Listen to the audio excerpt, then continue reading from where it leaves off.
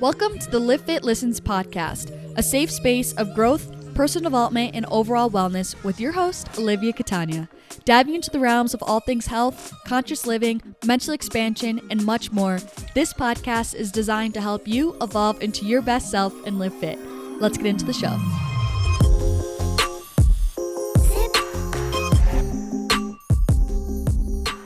What's up, you guys? What's going on? Welcome back to the podcast of Livfiit Listens podcast, episode 11. What a lovely divine number.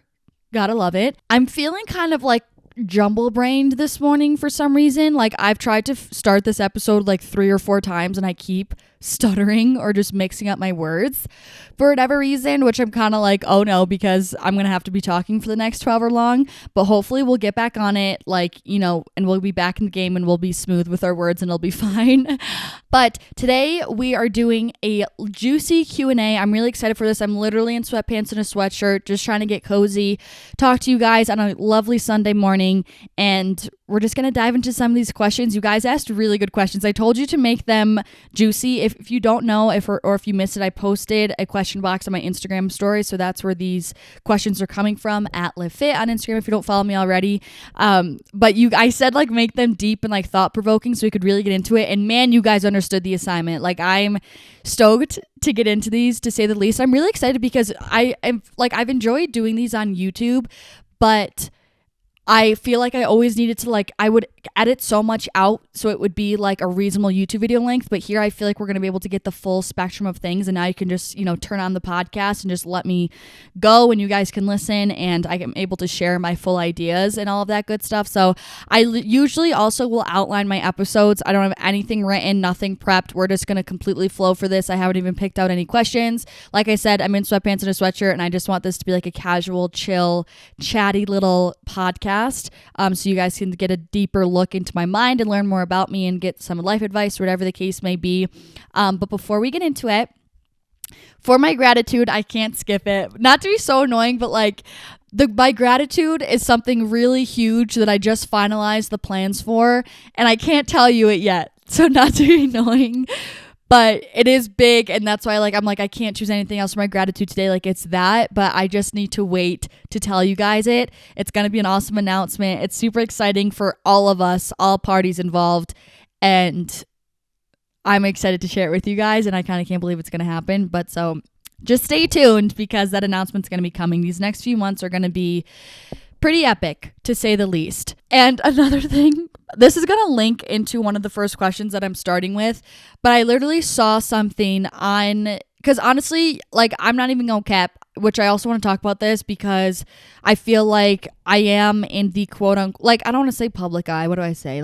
I post my life, people see me, and I feel like people always assume that oh, she never, has days where she's not confident or whatever, I'm just going to let you know the past week I've been I look in the mirror and I'm like, interesting. Who is that? That's interesting. So 100%, I full force, still do not have confident days. My face is breaking out, which I am supposed to get my period, but usually I don't have breakouts like this. So I don't know if I ate something, but it's no bueno. I'm next level pale. I had to pluck my eyebrows, which I actually did this morning. Thank the Lord. And I'm a little bit, my face, when I'm not as tan, I already have very round face, very fat cheeks. I don't need anything else to help accentuate that. But when I'm pale, okay, like I am right now in peak winter, it's even worse. And I'm a little bit fluffier than I was in the summer because I haven't been doing I'm just not as active outside, haven't been walking as much by any means. And so it's just it's all there at once. And then I saw something on TikTok last night and it was just a reminder. It was you're not ugly. It's just January. And I was like, you know what? Thank you. That's exactly what I need to hear because it's so true. And that's a shallow thing, but something that I learned over my 22 years of living.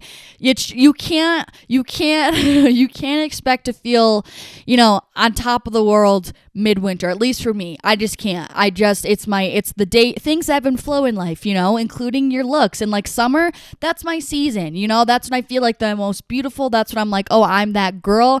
I let someone else take the stage. I take a step back.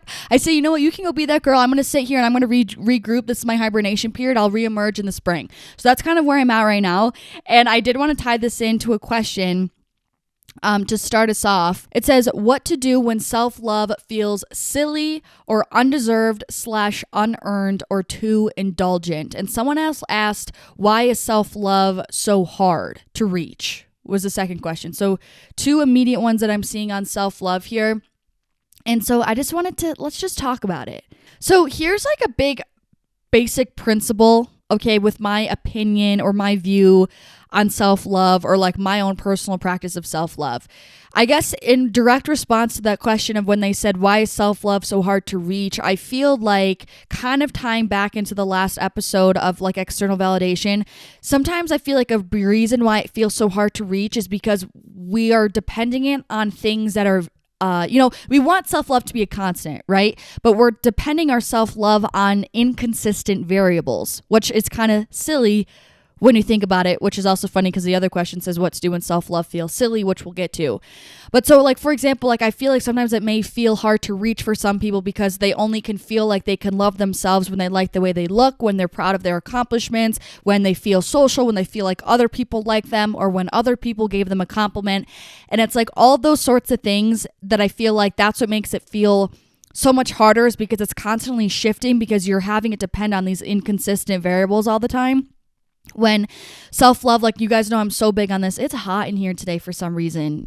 I don't know why. But anyway, I feel like for me, sorry, I totally just lost my train of thought. But for me, like when like self-love should be something that's cultivated from the inside out. I always say that it's something developmental that you need to develop for yourself, with a relationship with yourself at your core, for like just having a soul, for your energetic being, for who you are, for the awareness, for the experiencer who's experiencing the experience. Like it needs to be that core foundational. Like you have to peel back all of those layers of the onions of how you look on the outside, what people think of you, your achievements, your thoughts. Keep peeling back the onion until you get to the core root of who you are, which is, like I said, the awareness, the experiencer who's experiencing the experience, your soul, your energetic frequency, like who you are, your pulse. That's what you need to learn to love, and that's when you develop that's where you develop the unwavering self-love. And so it may feel hard to develop because you're running through sand. Does that make sense? Like you're trying to run on sand, when if you have to keep peeling back those layers and get to the point where you actually can get grip, put chains on your tires so they can turn in the mud, kind of that sort of analogy, for lack of a better term. It's like, and I don't know, it almost sounds crazy, but like now that I think about it, like it does make so much sense, because it's like you don't need to depend on anything to make you love yourself. Like there's no variables in the equation. The only variable is you and love. It's like the same thing when you're trying to make plans with 15 different people. It's so hard to come to a conclusion or like all be on the same page. Whereas if it's just you and a friend, it's so much easier to make plans and to compromise and to like come up with a cohesive game plan.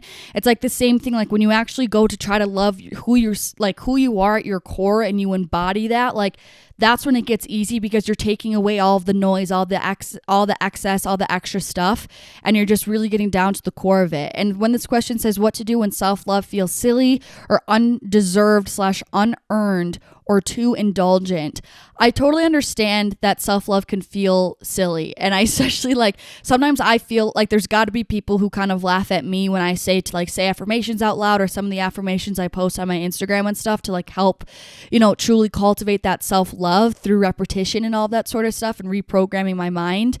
And it does feel silly. Like, you're not wrong, especially when you first start. It does feel very foreign and silly and cheesy and corny, but I feel like the more you do it, the less silly it feels, 100%. And 2, that feeling silly and being like, oh, like this is so lame, this is cheesy, that's the ego. That's the ego talking. That's subconscious programs, whether you realize it or not, from other people through your upbringing, who said that stuff is lame. Like, you're the one deciding that it's lame or not. Like, you're the one who's giving it that definition, when really it just is what it is. Like, when self-love actually is a beautiful thing, but our egos are telling us that it's silly and too cheesy and we're too cool to be participating in affirmations and trying to cultivate true self-love. Like, that truly is all it is. Like, it really is just your ego talking, because like I said in the episode about the ego versus the highest self, the ego never feels worthy. So why would it want you to feel self-love? So that's why it kind of infringes on us in our mind and tells us, oh, it's silly. Oh, we don't need to do that.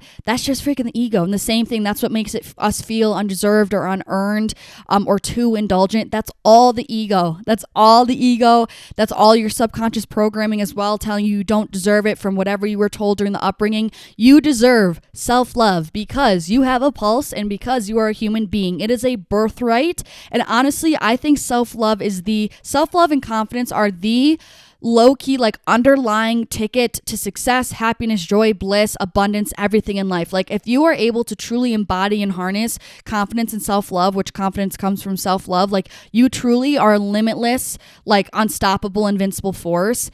And I think that's just like you stepping into your higher self. And these episodes that I've spoken about in the past, I've already touched on this stuff, like stepping into your power and saying, like, I deserve this because I'm me, because I have a pulse, because I know that I have beautiful attributes about me, and so does everyone else. And that's why we all have our place in this world. And I'm choosing to have this point of view, so I stop limiting myself. I always say, let other external factors take you out of the game, not your own self. Like, why would you shoot yourself in the foot already by not giving yourself love, by not feeling like you're deserving? There's going to be obstacles in life that's going to already be in your way, in your path for you, that's going to, keep things interesting. You don't have to do it yourself, sweet cheeks. You know what I mean? You don't have to get in your own way mentally to cause your own blocks and obstacles. There's already going to be other things out there for you to do that. So you need to be the one to have the belief in yourself, have the trust, have the faith, have the self-love, know that you are deserving, know that you there's nothing even to earn. So no one needs to go earn self-love. You don't need to go achieve something to feel like you can love yourself. You don't need to be a size 0 to feel like you can love yourself. All of that is bullshit. There's nothing to earn. It's who you are at your core, at your frequency, and you need to step into your power and center yourself in that frequency and know that you deserve all of these beautiful things, and you're able to attract all of these things effortlessly into your life when you sit in that attracting power and when you're in the offensive mode as opposed to in that defensive mode, which I always talk about in life. All right, that was a little interesting spiel on self-love, but there we go. What's something tragic you think everyone should go through in life? Super interesting question, and immediately heartbreak, which again, I feel like I can only speak about things that I've really gone through because I truly know the effects of them. 100% heartbreak. I think about this a lot. Some people I know haven't gone through it, and I can like genuinely tell a difference in kind of development, viewpoints, depth of emotion. If someone hasn't gone through like a thorough, genuine heartbreak, I really think about it. And the people who meet someone and they're like, oh, and we just get married. I'm not trying to talk down on that, but I do think going through a heartbreak is amazing for character development, finding yourself, growth, learning how to express your emotions, how to sort through your emotions. I think heartbreak for sure has been my greatest teacher. 100%. How to be content being alone. / how to not feel lonely without many friends. I feel like this comes up quite often. And kind of going back to self-love talk a little bit, like another little thing I always tell myself is to be your own best friend. And, I also say that you need to develop a relationship with yourself, just like you would develop a relationship with any new friend. You're not going to meet them and, know everything about them and be able to comfortably spend time with them and sit in silence with them and all that sort of stuff. Like, it takes time to get to know yourself, just like it takes time to get to know someone else. So I think it obviously, broken record, it comes with time. You're going to be more content with being alone in time as it becomes your new normal. But you got to put in the effort, right? And it's just, you have to be patient with yourself and give yourself time to actually grow that relationship with yourself. And at first it is uncomfortable, but once you get kind of used to it and in the flow and you're comfortable with it, like, it is the best thing in the world. And now I love being alone. That's where I recharge. That's where I'm the most creative. That's when I feel centered and grounded and come back to myself. Like, I feel so at peace when I'm alone. And there's so much power, I feel, in that comfortability with being with yourself. There's so much power in being able to just be with your mind and feel like that's a safe space for you, right? Like, you can make your mind a scary place or a safe space. It could be heaven on earth or hell on earth. So it really is up to you as to how you cultivate your inner space. And that is, again, I want to use the word weapon, but let's use the word resource that is so underutilized by so many when it is such a powerful resource if we're intentional. with developing a relationship with ourselves, cultivating our headspace, learning how to be alone, and how to not feel lonely without many friends. I feel that too. I don't hang out with a lot of people here in Utah. I have I literally have my same friends from when I was in high school and growing up. Like, I have 4 really good friends who we would die for one another, but I only live in the same state as one of them. I've met 2 other people here in Utah who I would say are my good friends, but I don't really have a huge friend group or anything like that. And I'm not going to lie, I don't feel lonely without a lot of friends, but I do sometimes feel like I'm missing out on something. Is this normal? Should I be with people? Should I be with more friends, even though I know that I don't always want to be with other people? So it's not even I don't know. I definitely understand what you're saying. And I definitely go back and forth between feeling no, this is my decision. I don't want to be with people. And sometimes I'm well, should I be wanting to be with people? That sort of thing. But again, I feel like that's just societal program creeping in.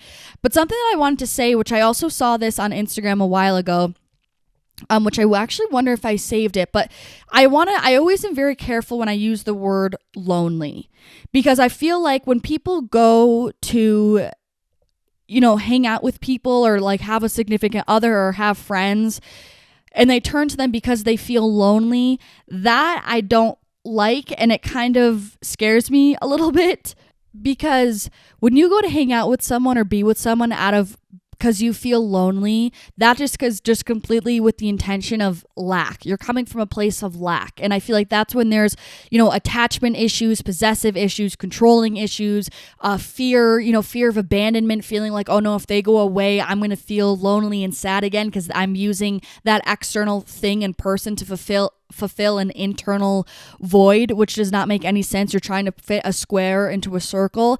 And so that is, I just am very, that's if you feel lonely by not having friends, it's that's something that's an internal thing that you need to fix, because having friends is not going to fix that. Does that make sense? And when I want to be with friends, I want that to be from a place of I'm completely whole on my own. I'm going to pour into you because I'm completely a charged full cup, and I want you here because I respect you and I appreciate your company and you add to my life, but I'm not turning to you because I feel like I need you. I just feel like they're 2 completely separate intentions that make the world of a difference. So this is actually the thing I found on Instagram. I just found it again. It said, knowing how to be in celerity is central to the art of loving. When we can be alone, we can be with others without using them as a means of escape. And that's perfect. And that's exactly what I'm trying to get at here. It's almost kind of disrespectful in my eyes to feel oh, I'm going to be hanging with someone because I feel lonely. I feel like I'm kind of beating a dead horse. You get what I'm trying to say? That's my take on that. I'm not going to say that we don't ever need people, and so we shouldn't ever feel they're definitely, being in community definitely fills a certain void in us that we can't fulfill ourselves 100%. But I do still feel like it's different than trying to go hang out with people just because you feel lonely, Tips for having a healthy and balanced relationship with exercise, diet, and your body. The first thing that came to my mind when I read this is that you got to switch the intention of trying to, again, this is what I'm trying to, this is everything. I really do feel like this is the secret to live a truly fulfilling life, is when I say offense versus defense. It's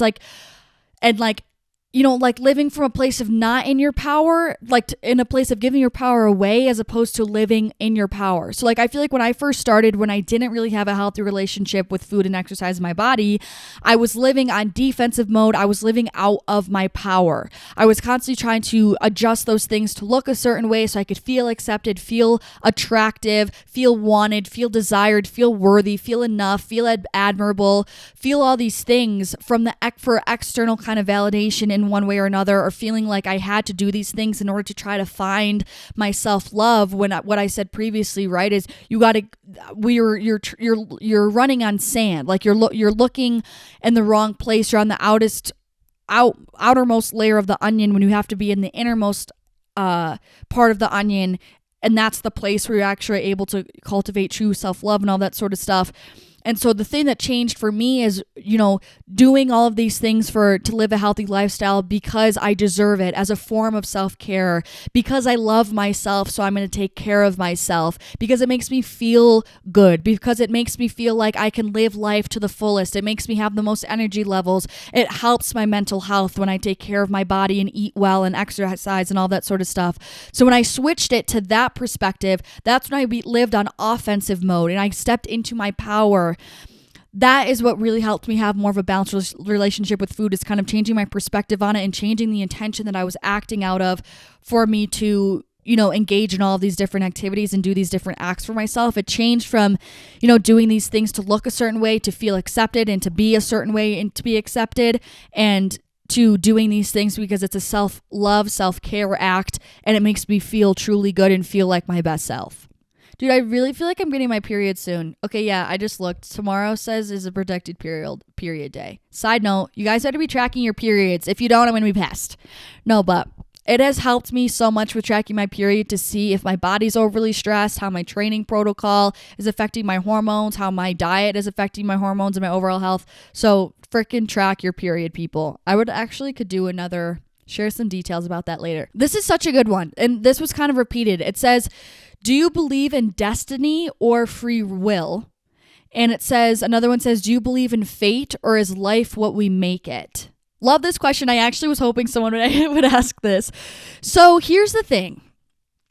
I kind of know teachings from this sense of classic spirituality as to what happens, in terms of classic spirituality and what I've learned in more of a contextual sense, or is that when all of our souls choose to come to earth, we chose to come here in this life with our parents and our living situation, and we kind of know what's already in the cards for us until we're age 7. Then after that, we kind of start to have free will and are able to decide, what we want to do in life. So that's kind of I want to keep saying textbook definition of it in terms of spirituality, of destiny and free will and all that sort of stuff and what it means.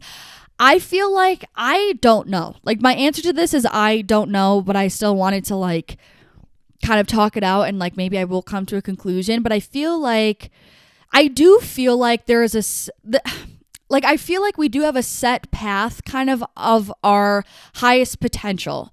And that's actually one of my biggest fears, is I fear that I'm not going to fulfill my max potential. So I do feel like we all have this highest path where it's kind of the more that you're in alignment with your highest self, the more you're in alignment with that highest path, highest life path.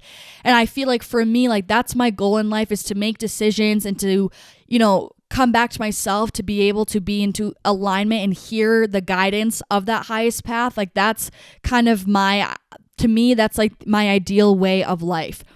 But I feel like that highest path of my highest self, that is already fated, that's already destined. Do I think it's already written in the stars before I'm born, that I know that it's been written somewhere, that the answer is known, that I would have my life step by step from now until when I die in that highest path? I don't know if it's already known, but I do feel like it's already a fated chain reaction in the moment. Does that make sense? So I do feel like there's kind of a destiny in that sense, that I do feel like everyone has a highest life path, and you're in that path when you're following your purpose, following your soul's calling, following your mission, living authentically, doing what you love, surrounding yourself with good people. For me, not everyone's spiritual or, related to God, but for me, that's being in touch with source and with God and with the universe and the higher power. To me, all of those are kind of, me on that highest life path, and that's in alignment with my quote unquote destiny, the closest thing that I can get to destiny, because that's when things just start to happen. There's beautiful quote unquote coincidences, which is really just magic, when the universe starts to work with you, when you're close to source and all of that sort of stuff. And so that's what I mean, where it's kind of fated, because things will just start to happen when I feel like if you're not in alignment with that high path, things just seem hard, bad things happen in your day. There's just, inconveniences all the time. And that's to me, a lower vibrational frequency of living. Now, in terms of free will, so I guess, coming full circle and completing this answer, not getting too far off the deep end here, I do still feel like we also 100% have free will. So there is that that's like the highest highway is what I'm seeing. But like we have the choice to turn off that highway if we don't want to be on that 100%. So I do feel like we 100% have free will, but I do feel like we have the option to get back on our highest path trajectory. And as long as we're there, that's kind of where destiny and fate happens and the universe steps in and there's divine intervention. But I do still feel like there's 100% divine intervention when we're not on that highest life path. 100%. Like if we're using our free will and we made like a low vibrational choice, I do still think there's destiny. I do still think there's the universe that comes in to course correct us to make sure we fulfill certain checkpoints in our life that we really are meant to experience. I don't really know, what causes that to happen for some and some for others, and some of the time and some all of the time. I don't really know, but I feel like in the least annoying way, I do feel like there is both. And I do feel like there's certain things in life that we can't take out of our path, even with free will, and that destiny is just going to win every single time. How to read a book and actually remember / internalizing its content. Thank you, beautiful soul. Thank you. You're so sweet. Underline. I underline in every single book I read. It helps tenfold.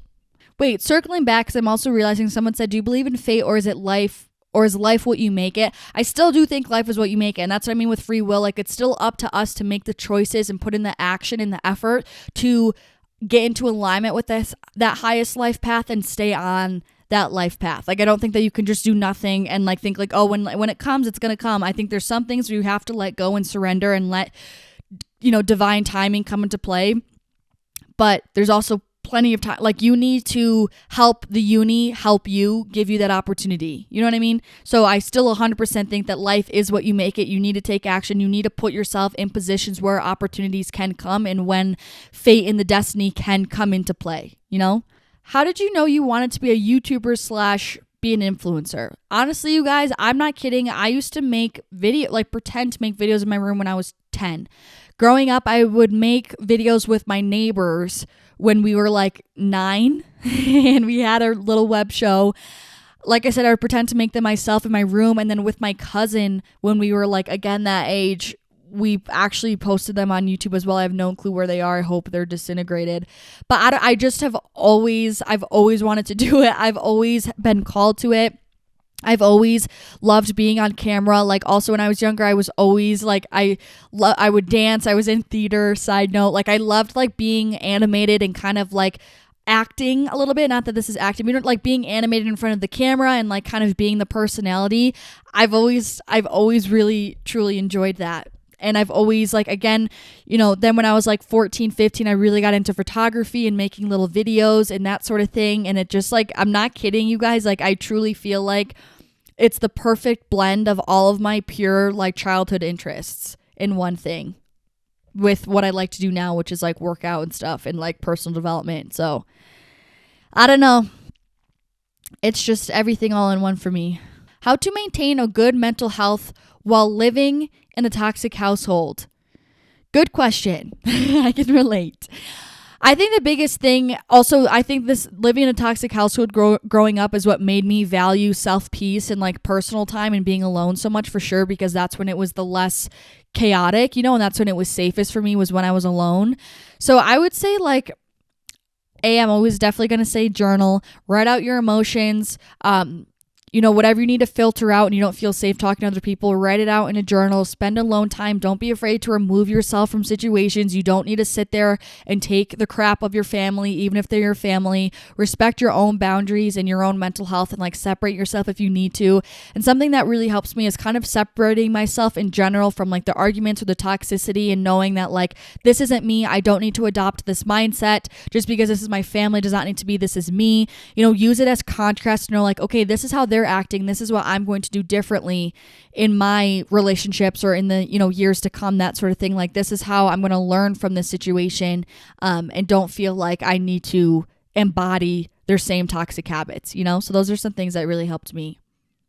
Do uncomfortable changes really make you grow, or is it what people say to make you feel better? I think 100% they make you grow. And I like 10,000%. I think the point of life, at least my point of life, is to become rich in experiences, whether they're good, bad experiences or whatever they are.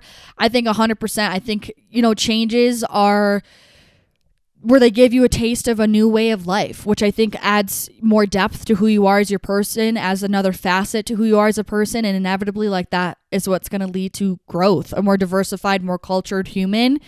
And I for sure think that it helps you grow. Would you rather spend a year on a boat or on a tropical island? Definitely a tropical island. What's your opinion on porn? Guys, there's no boundaries in our conversations, and I'm here for it. I'm not even joking. Like, swear on my own life, I've never watched porn. I've never watched it. So I can't really have an opinion on it based on what I've seen, but based on like the overall concept, I don't agree with it. I don't support it. I think it's very toxic. I want to use that word, and I just feel like it desensitizes so many people and takes the beautiful intimacy and connection that comes with I guess how I see a sexual interaction should go. I just feel like it totally, like, it's almost like, I don't know, I just feel like it completely desensitizes it and takes the true magic away from like that one-on-one experience or whatever you fancy. Like, I don't know. But I feel like it goes back to how everyone, prefers to have their sexual experience. But like for me and how I see sex, like, I think it should be something that, I think it is so beautiful if you let it be beautiful. Like, you are literally creating one person. If you literally think about it, the other person is filling the only hole within you for, like, just bear with me, but like, I'm serious. Like, you guys genuinely do create one person. And I think it's that way for a reason. And I just feel like it sets people up for like also unreasonable expectations and all that sort of stuff. So I don't know. I don't support it. That's my opinion on it, I guess. Hot take, and I'm already going to put a disclaimer. I don't mean this to disrespect people. I have very close people, very, very, very close people in my life who are on antidepressant medication. This question says, is depression just a perspective / is a non-medication approach good? I already know I'm going to be treading on water. I know I may offend some people. I know a lot of people may not agree with me, but this is my podcast and I'm speaking my truth, my honest opinion, respectfully. This is just my opinion. Like I said, there's very, very, very close people to me, multiple people, 3 people I can think of off the top of my head and a 4th one who struggles with anxiety and is on medication. And I still feel this way. I 100% feel like depression is just a perspective. I do. And I feel like non-medication is the best approach. Unless you literally clinically have a chemical imbalance in your brain, my honest opinion is I think a non-medication approach is the best approach possible. I think that again, I'm very strong on the other end that like everything is mental and that you can do anything and can believe anything with your mind. So I think that people with depression and anxiety just really have let their mind get away from them. I'm not trying to toss blame. I'm just saying over the years, it's kind of accumulated where they've created these thought pattern habits, right? Where this is how their brain functions now.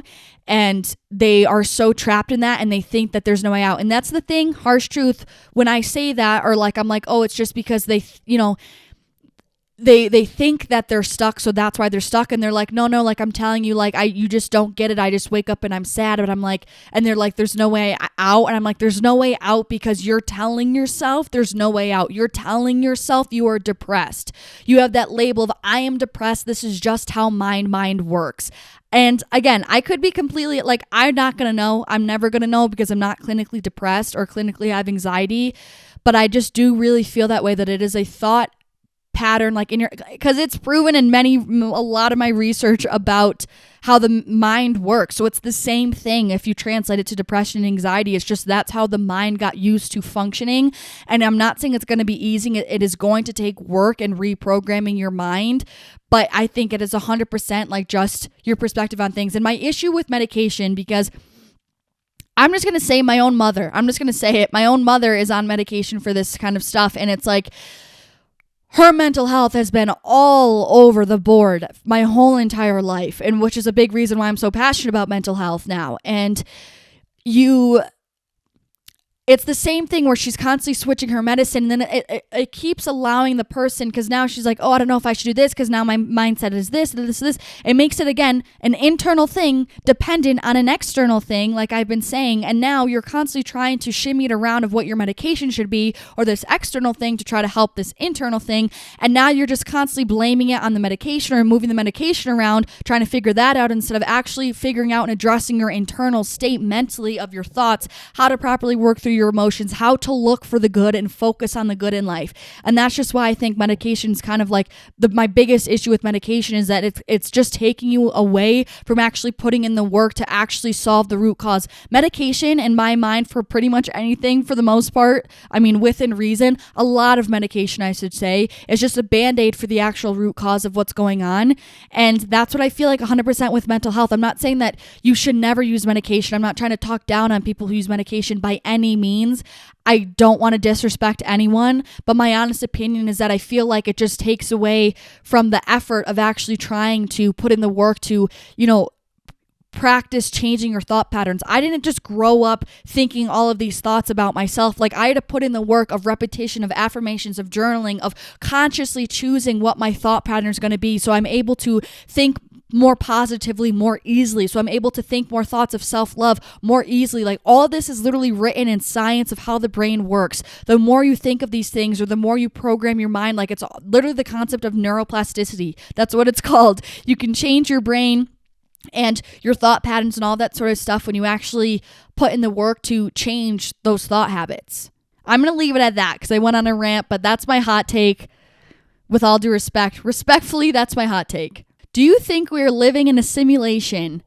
Honestly, I don't really understand like the Matrix, and I don't know if that's the same thing as like simulation. I don't really think, I don't think so. I think we're, a small speck of dust in the whole entire universe with all of the galaxies, and we're like a teeny tiny speck on the speck of dust. But I think that, I don't know, I still don't think it's a simulation. I do think it's real. I just think there is just so much more above us and bigger than us and around us and even smaller than us that it's hard for me to even, wrap my head around or put it into a tangible thought. But my final answer is no. I don't feel like we're in a simulation that this is all a hoax or an illusion. That's the word I'm looking for. Life advice about being single. Love you. Love you too, Casey. I don't know. I want to do a whole podcast episode on this because there's so much I can say, but fall in love with yourself, man. And not even that sounds so cliche, but my biggest thing is work to become a person that you're proud of, that you would freaking want to date. You know what I mean? Do what you can to improve your value as a human being so that when the right person does come into your life, you are able to contribute to their life just hopefully as much as you want the other person to be able to positively contribute to your life too.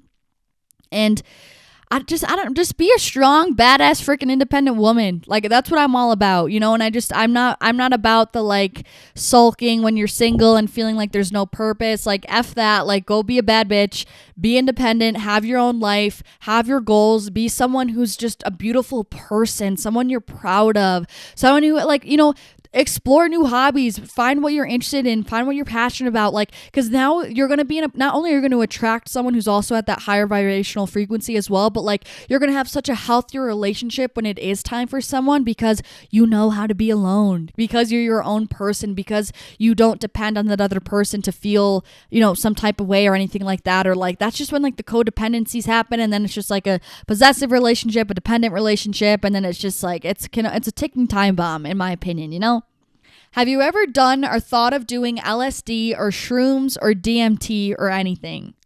This has also been asked. Someone else asked this previously, or they asked what was my most memorable mind-altering experience on a substance or mind. Yeah, what did it say? It says first/most memorable time on a mind-altering substance. And someone else asked thoughts on plant medicines and your spirituality, weed, shrooms, ayahuasca, etc. Okay, honestly, let's go to the first mind-altering substance. I have smoked weed, and this was in high school, and I remember I remember saying growing up, they were you might not get high your first time. I got high the first time, and I remember I was at my mom's house and she had like black and white speckled tile floor. And I just remember it looked like something different. That's, I guess, the most when I would like, I had never smoked a lot, but like it was more when I was younger, like in high school and stuff like that, and like beginning of college. But I still do remember distinctly my first time on quote unquote a mind altering substance. I was with my best friend from home. I was in my mom's house and with my best friend from home's cousin. And it wasn't like super crazy, like nothing really happened, but I just remember that, and we were smoking out of a bowl. And the thought of, okay, and then since moving here, some of my closest friends are really into ayahuasca trips, LSD, shrooms, like 100%, really, really into it. And I've learned so much because of them.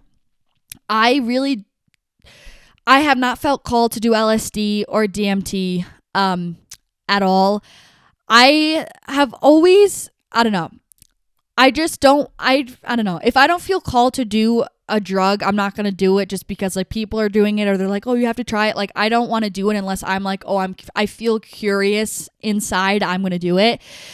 So would I do LSD? I'd be more likely to do LSD before doing DMT because I do genuinely feel like it would help with my spirituality, like 100%, and like see things that we can't see with the naked eye. Because also I think this was in the book by Alan Watts where he was kind of saying like our perceptions don't extend past our five senses. So like there very well could be a full-on parallel dimension that's happening right around us that we literally do not know does not know exist because we just do not have these senses and the perception capability to know it's existing because it's extending past our five senses that we can actually grasp, which I thought was so freaking interesting and so true. And I think that's why these psychedelics are so powerful, because they allow us to unlock different senses and parts of our mind to dive into that. So I do 100% think it is valuable, especially in terms of for the purposes of spirituality. But I will say, side note, I do think people kind of depend too much on it to feel like, oh, I want to dive into spirituality, I'm just going to be doing all these drugs. I don't believe in that either. I think a majority of the spirituality self-discovery process is with yourself sober. I'm a sober gal. I think there's a lot of power in being sober when you don't need any single anything outside of yourself for what you desire. Like everything truly is with you, especially on the journey of spirituality. But in order to supplement, just like you have some supplements in your workout routine, that's when I feel like psychedelics would come into play. So with that being said, I have done shrooms. Never before been said I have done shrooms. I feel weird saying that. Sometimes I still feel like I'm like in high school where I'm like, oh no, I don't want to get in trouble by the school. But like, I don't know. I think it's fine. And so yes, I did do shrooms for the first time within this past year. It was absolutely amazing. One of the best nights of my life. I was with amazing people. There was just 4 of us. We were camping, and oh my God, it's making me emotional now. Like it was so beautiful. And I know that, everyone says like, oh, we're all one, but I really like felt it that night. Like I really truly understood my place, like in life, like in earth. Like I was like, I am no more or no less than this tree, than just like, I don't know how to explain it. Like I felt so much peace and presence and love. Like my heart space felt so warm. And I remember I just would it was such a cleansing experience for me as well. Like I wasn't crying, but like I was tearful, and it wasn't like I felt sad. It just was like cleansing. Like it was kind of more nostalgia energy. And I just was like kind of fascinated by the beauty of everything, that it was making me kind of tearful. And it just was amazing. It was amazing. In terms of ayahuasca, that would be like the next thing that I would be down for, I think. But again, I haven't felt a huge call to do it. One of my friends here loves it and has done it multiple times. I just don't, like I said, haven't felt that call yet. Maybe sometime in the future, but that would be an actual like organized spiritual experience. That would be with like a shaman and a group of people and stuff like that. So I would like to do that with the right people in the right setting when the time is right, when I actually feel it, in my heart space when it's right. But yeah. That's my hot take on psychedelics, people. accepting and appreciating what you have while being excited for the future. Here's a quick little thing I want to touch on this because I was also talking to one of my other friends, and he was saying how he was trying to feel gratitude like before the event. And I kind of asked, like, why do you want to feel gratitude before the event? Not that it was like a wrong, I just was curious. And it kind of ties into this because it like made me have my own thought about all this sort of stuff. So I think accepting and appreciating and being grateful for what you have right now is what inevitably calls great things to come in the future. So I don't think there is a need to like be constantly living in the future by trying to feel gratitude for what's happening or what's coming or feeling this excitement for the future, if you will. Not that you shouldn't feel excited for the future. I'm just trying to say like what's more important is kind of like I said again, you know, living for the future is going to be in defensive mode, like you're extending your energy, you're out of your power, whereas being in your power and living in offensive mode and, you know, holding your power, taking control of your power, I guess, or sitting in your power, that is being appreciative and thankful and grateful for what is now. It's for living in the now, appreciating what you have now, because that inevitably is going to call in greater things as well in the future. But I don't know. I think it's not to say that you can't feel excited about the future at all by any means. I think that's a beautiful thing to feel excited about the future. But I think just, again, always having that focus of feeling gratitude now and focusing on trying to be as present as you can and still remaining optimistic and hopeful and thankful and excited for the future. But really having it really start with, it's kind of like in my mind, I'm like, you should feel so grateful for what's now, for all the things you have now, that is what's making you excited for the future. Is the concept that you have all these great things now for what it's implying about the future. I don't know. That's kind of like how my brain works with that. I don't know if that made any sense, but advice for betterment in college, aka not feeling FOMO, not drinking as much, etc.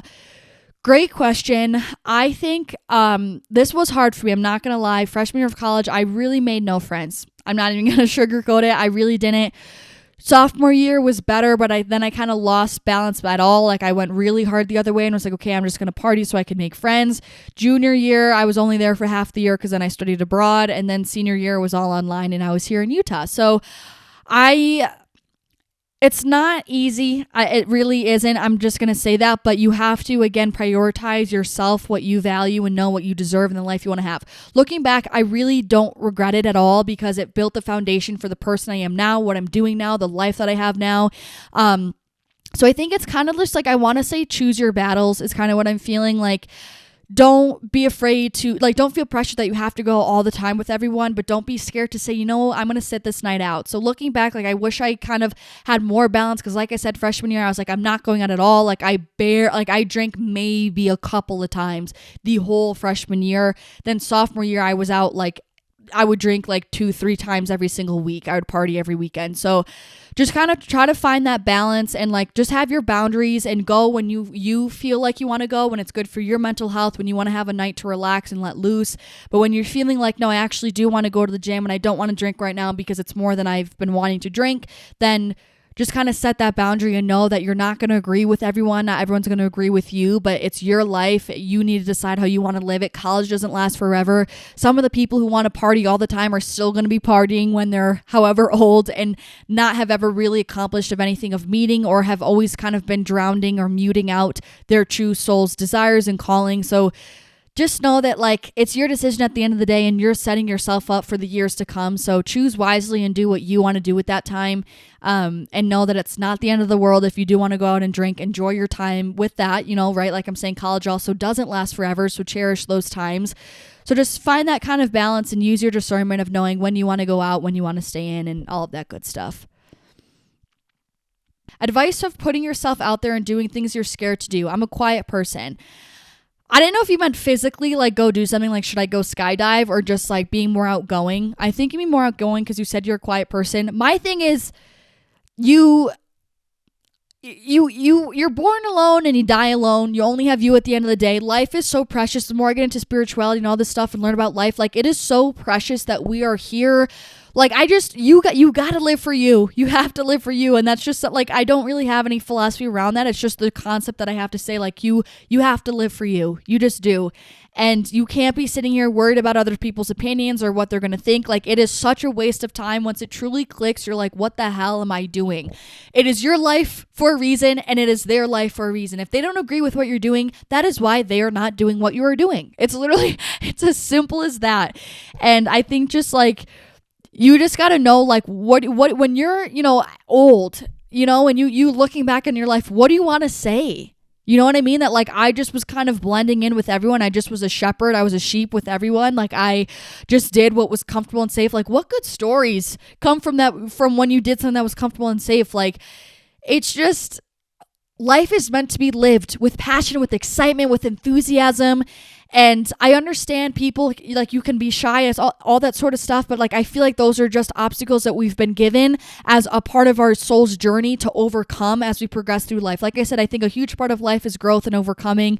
And, like for me, one of those things was self-doubt. I had a lot of self-doubt. I think that was a part of my soul's journey to overcome to get here. I think some people are born more shy and quiet, that they, are going to be, maybe not born, but like, it also could have come from just their conditioning growing up, of whether that was bullied or how they were raised, subconscious beliefs, again, like I've been talking about, that kind of, molded them to be a quiet person. But again, it's just part of your life path to kind of learn how to overcome those things and outgrow them and learn from them and grow from them.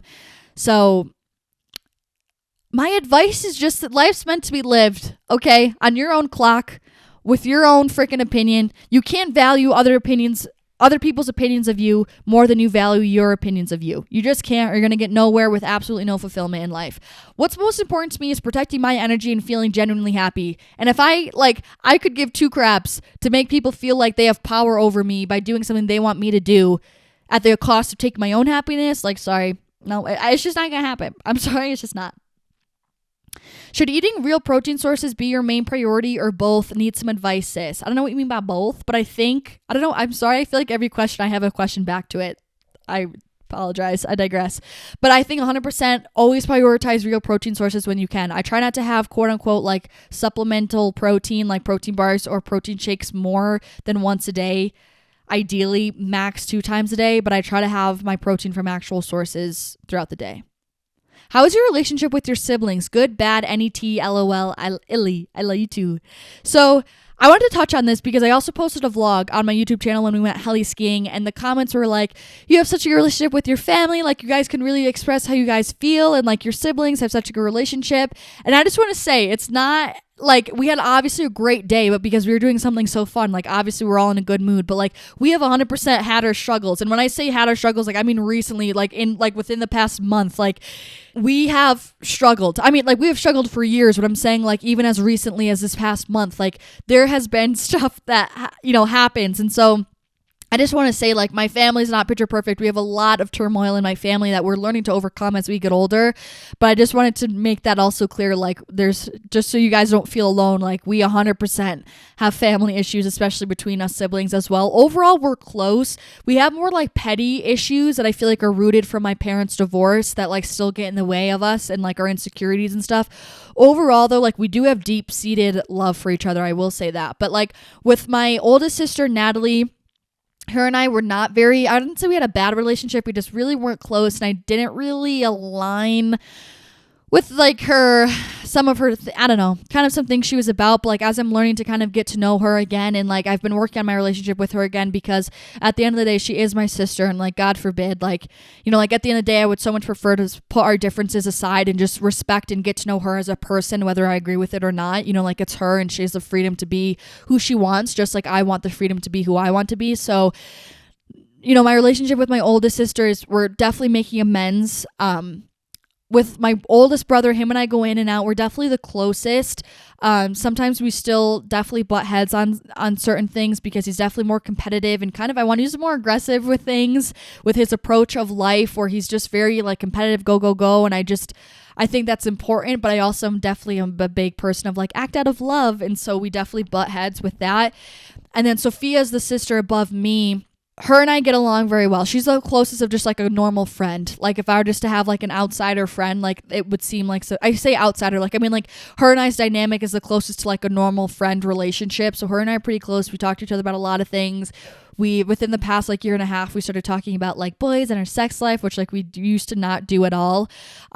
So I think overall, like honestly, there is tea, but like not tea that I feel comfortable sharing. I'm just going to say it because I want to respect my siblings' privacy for sure. But there just has been differences in like foundational opinions of life, but we're kind of learning to hear each other out now, just for the sake of like higher purposes and things like that and what really matters in life. So that's kind of the sibling 411. Would you ever travel back to Spain/Europe? If so, for what? Absolutely. I would love to go rent an Airbnb, work from there, and just live there for a few months. Like, honestly, 100% might do that next spring. I would love to go back to Spain. I miss Spain so much, and just Europe in general. It's so easy to get around. I will be back. Like, I will be back. Someone asked, if you were to get an offer to be sponsored by Gymshark, would you accept it? It depends on what the offer is. Not trying to set anything in stone, but like I don't think so.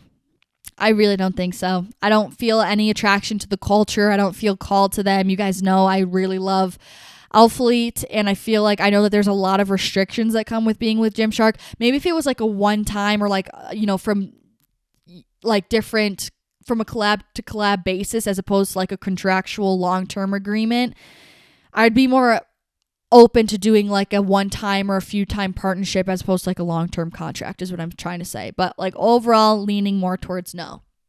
If you could change one situation/thing about your life, what would it be?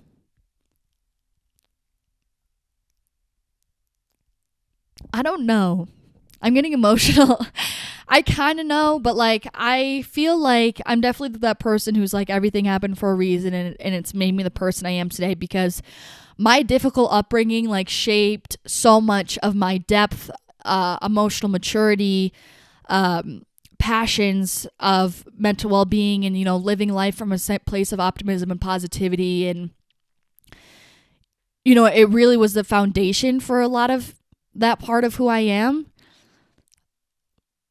So I don't really want to change that, but like what is coming to my head is like I wish I could change that my parents weren't divorced, because I just feel like our life genuinely, like I'm not being dramatic, like our life would be very different for a lot of different reasons if my parents had stayed together. So like I would like to change that just to kind of like see what it would be like, I guess. Sorry. I don't know, because I know so many of you guys will be able to relate to me on this because it's not that uncommon, but like I have no memory. I have one memory of them being together. I don't know if my trauma kind of blocked it out. I was 4, so I also very well just not have remembered anything, or if I don't remember because trauma blocked it out, I don't know. But like I don't have one single memory of like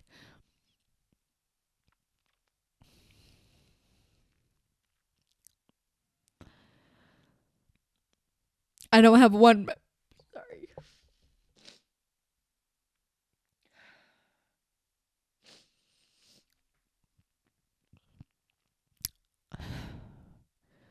I don't have one memory of like my mom being in our childhood house, which like that house is so sentimental to me, but yet my mom like isn't a part of it. Like that's what was really hard for me, is like I have a lot of other childhood memories that like my mom just wasn't a part of. And it's just hard, I guess, for me to like wrap my head around that, because there's things that my mom struggles with because we aren't like a nuclear family. So I feel like if we were, it would take a lot of her pain away, which I feel like would just change a lot of things. And like, I don't know, I've never had like my dad, like both of them would like when I would be at home.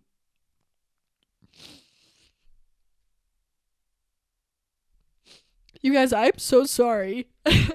I did not know I was going to be, I don't know why this is hitting me so hard today. Again, I am PMSing. I was super emotional last night when I was reading a book, so I don't know if it's that, but I just like when I would be home and like my mom would come to my door to say goodnight, and my dad would do the same thing to say goodnight at his house. And like, I just thought about this the other day. Like I had a vision. I was looking at my door and I was like, I wonder what it would be like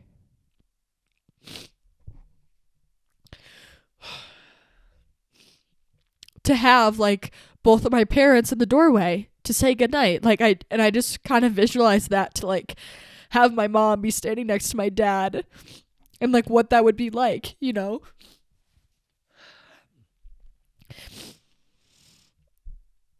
And I know this like still isn't that big of a deal. Like there's so many kids who have divorced families, and this is just what I mean when like pain is pain for everyone. And so I would never take that away for someone. I know this might seem so mellow for some, but again, pain is just pain. So I guess I just have always wondered what it would be like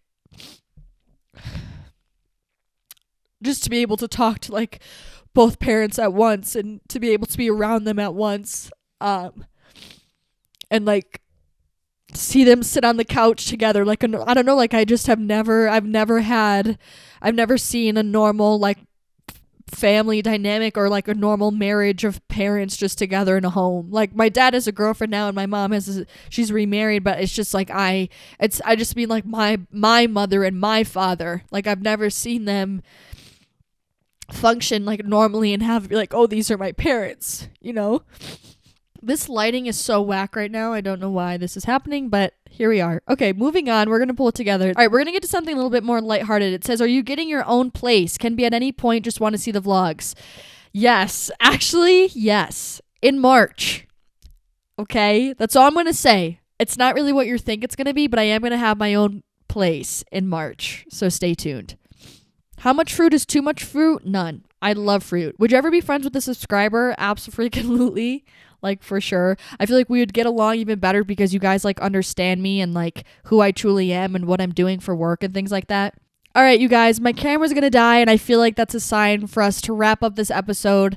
This was great, super in depth. I love this. I'm going to try to do this like every 10 or so episodes.